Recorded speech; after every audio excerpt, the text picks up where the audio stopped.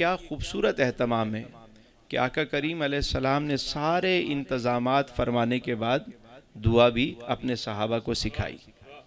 اب یہاں پہ ایک صحابی ہیں، قبیلہ بنو غطفان کے ساتھ تشریف لائے، شریک ہوئے، وہ بڑے زیرک صحابی، ایک ایسا شخص جو معاملہ فہم بھی ہے، چیزوں کو سمجھتا بھی ہے، دانشور ہے اور صاحب الرائے ہے، لوگ اس کی رائے کو ایکسپٹ کرتے ہیں۔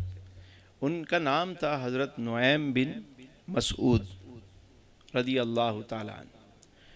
وہ آئے تو مشرکین کے ساتھ تھے اور قبیلہ غطفان سے تعلق تھا، لیکن انہیں اللہ رب العزت نے ایمان کی دولت عطا فرمائی۔ اب آپ دیکھیے کہ غزوہ احزاب میں جہاں یہ ساری چیزیں ہو رہی ہیں، تو جب استقامت ہو، عمل ہو، کوشش ہو، دعا ہو، تو پھر اللہ کی مدد بھی شامل ہوتی ہے۔ اب آپ دیکھیے کہ مدد کیسی آئی، سبحان اللہ۔ ان کے دل میں نور ایمان جاگ اٹھا، وہ ایمان لے آئے۔ جب ایمان لے آئے حضرت نعیم بن مسعود، تو وہ حضور علیہ السلام کی خدمت اقدس میں حاضر ہوئے۔ حاضر ہو کر عرض کرتے ہیں، حضور میرا دل گواہی دیتا ہے آپ اللہ کے رسول ہیں، میں آپ پر ایمان لایا ہوں، لیکن میں نے اپنا ایمان کسی پر ابھی ظاہر نہیں کیا، تو آپ بتائیں میرے لائق کوئی خدمت ہو تو میں آپ کے کسی کام آ سکوں، تو میرے گناہوں کی تلافی ہو جائے گی، حضور کرم کیجئے، کوئی کام میرے لائق ہو۔ حضور علیہ السلام نے ارشاد فرمایا، کام یہ ہے کہ اس موقع پر کوئی ایسی تدبیر کرو کہ دشمن یہاں سے ناکام لوٹ جائے۔ بہت اہم بات ہے یہ کہ کوئی ایسی تدبیر کرو کہ جس سے دشمن لوٹ جائے۔ حضرت نعیم بن مسعود نے کہا، یا رسول اللہ میں وہ کام کروں گا کہ جس سے آپ کی آنکھوں کو ٹھنڈک پہنچے گی، ٹھنڈک پہنچے گی۔ اب وہ بنو قریظہ کے پاس گئے، کیونکہ ان کی دوستی بہت زیادہ تھی بنو قریظہ کے ساتھ۔ وہ پہلے بھی چونکہ وہ رہتے تھے نجد میں، اور وہاں سے وہ اکثر بنو قریظہ کے پاس آتے، جو سردار تھا کعب، ان کے ساتھ ان کی بڑی اچھی دوستی تھی، اور محفل ہوتی تھی وہاں موسیقی کی یا کوئی اور، تو وہ شریک ہوتے اسلام لانے سے پہلے۔ تو قبیلے والے ان کی بڑی رسپیکٹ کرتے تھے، کیونکہ صاحب الرائے شخص تھے، زیرک آدمی تھے، معاملہ فہم تھے۔ تو جب یہ وہاں پہنچے قبیلہ بنو قریظہ، یہودیوں کا جو قبیلہ مدینے میں ابھی آباد تھا، ان کے پاس گئے، اور سردار نے بڑا استقبال کیا، خوش ہو گئے، کھانا کھلایا، کھجوریں دیں، پانی پلایا، اور پوچھا کیسے آنا ہوا۔ تو حضرت نعیم بن مسعود نے کہا کہ میں کافی دن سے ہم آئے ہوئے ہیں یہاں مدینے پر حملہ کرنے کے لیے، لیکن کامیابی نہیں مل رہی۔ اب میں نے دیکھا ہے کہ مکے سے آئے ہوئے قریش جو ہیں وہ پریشان ہو رہے ہیں، ان میں اب اکتاہٹ سی ہو رہی ہے۔ میں تمہارے پاس اس لیے آیا ہوں ایک بڑی اہم بات کرنے، لیکن شرط یہ ہے کہ تم میری اس بات کو راز میں رکھو گے، صیغہ راز میں رکھو گے۔ انہوں نے کہا جی ہم وعدہ کرتے ہیں آپ کی بات کہیں نہیں جائے گی، آپ بتائیں۔ تو حضرت نعیم کہنے لگے بات یہ ہے کہ دیکھو قریش اپنی بیوی بچوں کو ساتھ نہیں لائے، اپنے مال مویشی ساتھ لے کر نہیں آئے، غطفان والے بھی اپنے بیوی بچوں کو ساتھ نہیں لائے۔ اگر بالفرض وہ جنگ ہار گئے تو وہ تو یہاں سے چلیں گے، اپنے گھروں کو پہنچ جائیں گے، اپنے بیوی بچوں کے پاس، اپنے قبیلے میں پہنچ جائیں گے، مگر تم نے جو مسلمانوں سے بدعہدی کی ہے تمہارا کیا بنے گا؟ تم نے اس پہ غور کیا؟ کہنے لگے بات تو صحیح ہے، پھر ہمیں کیا کرنا چاہیے؟ تو آپ نے فرمایا میں یہ سمجھتا ہوں کہ تمہیں قریش کے سرداروں اور بنو غطفان کے جو سردار ہیں ان میں سے کچھ افراد کو اپنے پاس رکھیں سیکیورٹی کے طور پہ، کہ اگر بالفرض یہ بھاگنا چاہیں گے بھی تو نہیں بھاگ پائیں گے، کیونکہ ان کے سردار تمہارے پاس ہیں، سرداروں کو چھوڑ کے تو نہیں بھاگیں گے، اور اگر بالفرض یہ بھاگ جائیں تو تم ان سرداروں کو مسلمانوں کو پیش کر دینا کہ بھئی یہ تھے جنہوں نے ہمیں آ کے یہاں ورغلایا تھا، ہمیں انہوں نے ذہن سازی کی تھی ہماری، تو جو سزا ہمیں دیں پہلے ان کو دیں۔ تو وہ کہنے لگے یہ بات تو ٹھیک ہے۔ بس یہ بات کر کے حضرت نعیم بن مسعود وہاں سے تشریف لے گئے اور سیدھا گئے جا کر قریش کے پاس، جو ابو سفیان جو ان کو لیڈ کر رہا تھا، آپ ان کے پاس آئے اور کہا کہ ابو سفیان آپ سردار ہیں اور آپ میرے بارے میں جانتے ہیں کہ میں ہمیشہ آپ لوگوں سے ایک محبت کا تعلق میرا رہا ہے۔ کہنے لگے ہاں ایسا ہی ہے، کہو کیا کہنا چاہتے ہو؟ کہ بات ایسی ہے کہ میں وہ بات سب کے سامنے نہیں کروں گا، بڑی اہم بات ہے، پر آپ مجھ سے وعدہ کرو کہ اس کو راز میں رکھو گے۔ میں کہا جی ہم راز میں رکھیں گے، بتائیں کیا بات ہے ایسی؟ کہا تمہیں پتہ ہے کہ میرے تعلقات ہیں بنو قریظہ کے ساتھ؟ کہا ہاں وہ ہمیں پتہ ہیں، شروع سے آپ کے ان کے ساتھ اچھے مراسم ہیں۔ کہا مجھے میرے سورس نے بتایا ہے کہ یہود جو ہیں انہوں نے جو مسلمانوں سے بد عہدی کی ہے، معاہدہ ختم کیا ہے، تو اب مجھے میرے سورس نے بتایا کہ وہ دوبارہ وہ معاہدہ بحال کرنا چاہ رہے ہیں۔ اور وہ کیا کرنا چاہ رہے ہیں؟ وہ تم سے کچھ تمہارے سرداروں کو مانگیں گے سیکیورٹی کے طور پہ، اور وہ یہ کہیں گے کہ ہم انہیں اپنے پاس رکھیں گے، لیکن در حقیقت وہ انہیں اپنے پاس نہیں رکھیں گے بلکہ وہ مسلمانوں کو دے دیں گے، اور مسلمان ان کے ساتھ جو سلوک کریں گے وہ آپ کے سامنے ہوگا۔ تو بھائی ابو سفیان کہنے لگا کہ ہمیں کیا کرنا چاہیے؟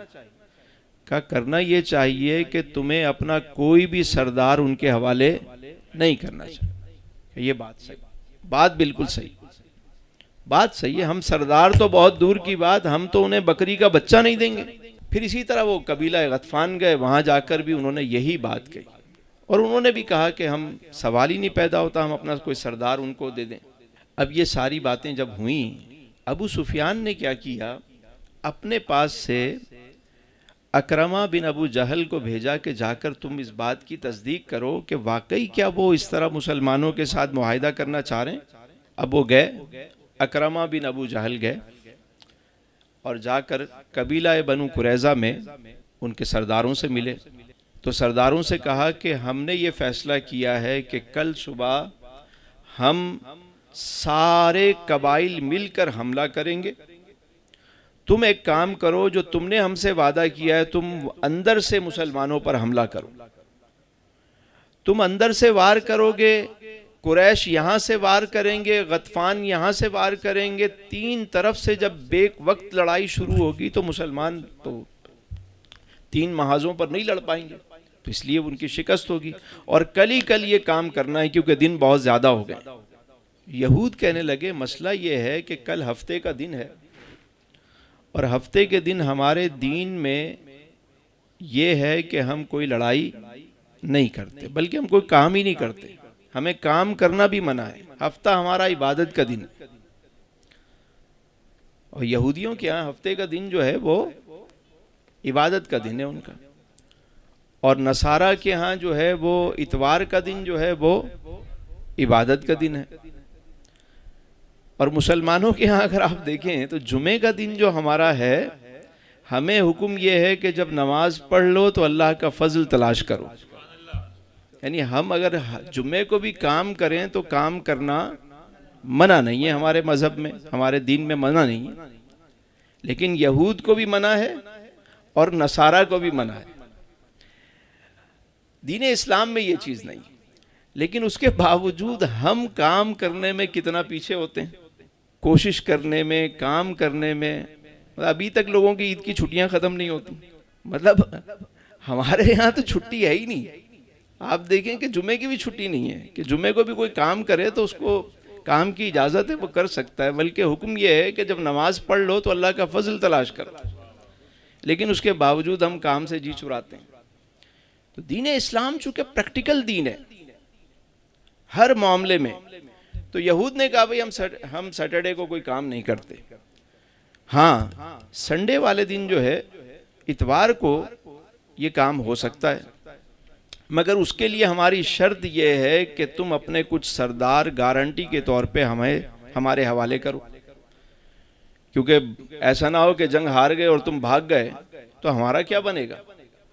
اس لیے تمہارے سرداروں کو ہم اپنے پاس رکھیں گے تاکہ اگر بالفرض تم بھاگنا بھی چاہو تو نہ بھاگ سکو۔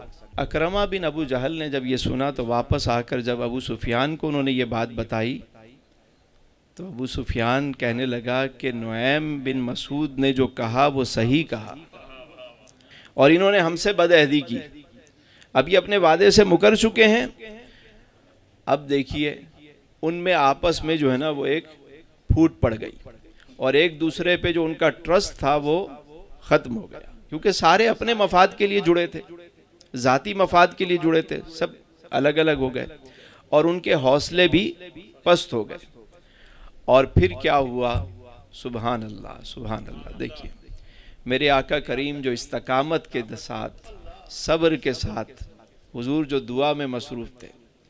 بدھ کا دن ہے، آقا کریم علیہ السلام جو ہے وہ ابھی جہاں پر آپ مدینہ منورہ تشریف لے جائیں، اللہ تعالیٰ یہ حاضری عطا فرمائے، تو آپ دیکھیں گے 7 مساجد بنی ہوئی ہیں۔